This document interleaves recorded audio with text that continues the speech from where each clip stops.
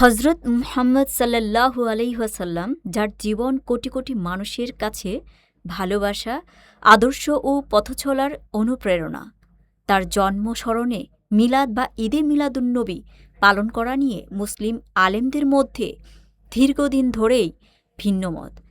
কেউ একে শরীয়ত সম্মত ও ভালো কাজ মনে করেন, আবার কেউ একে বিদআত বলে গণ্য করেন। আগামীকাল বুধবার ঈদ মিলাদুন্নবী, আর এই ঈদ মিলাদুন্নবীকে ঘিরে মুসলিম আলিমদের মধ্যে মতদ্বিমতের ভিত্তি শুরু হয়।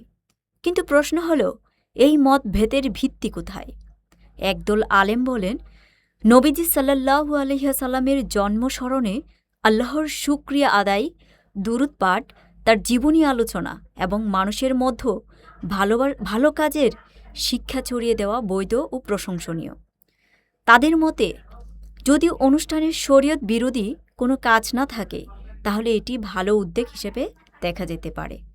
অন্যদিকে আরেক দল আলেমের যুক্তি, নবীজি সাল্লাল্লাহু আলাইহি ওয়াসাল্লাম, সাহাবায়ে কেরাম এবং ইসলামের প্রথম যুগের শ্রেষ্ঠ ব্যক্তিরা নির্দিষ্ট দিনে এভাবে মিলাদ আয়োজন করেননি, তাই পরবর্তী সময়ে এটিকে ধর্মীয় আনুষ্ঠানিকতায় পরিণত করা বিদআতের মধ্যে পড়ে বলে তারা মনে করেন। তাদের কাছে নবীজির প্রতি ভালোবাসার সবচেয়ে বড় প্রমাণ কোনো একদিনের আয়োজন নয়, বরং তার সুন্নাহকে জীবনের প্রতিটি ক্ষেত্রে অনুসরণ করা।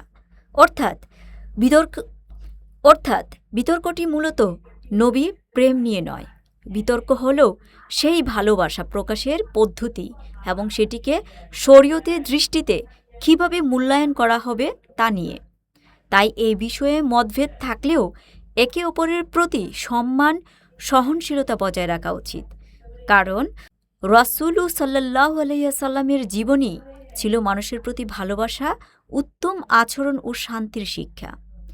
শেষ পর্যন্ত একজন মুসলমানের জন্য সবচেয়ে গুরুত্বপূর্ণ প্রশ্ন হতে পারে, আমরা নবীজিকে কতটা ভালোবাসি?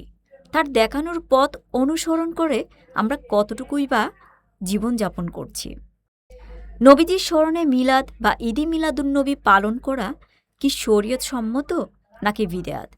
একজন মুসলমান হিসেবে আপনার কি মনে হয় তা কমেন্টে জানান।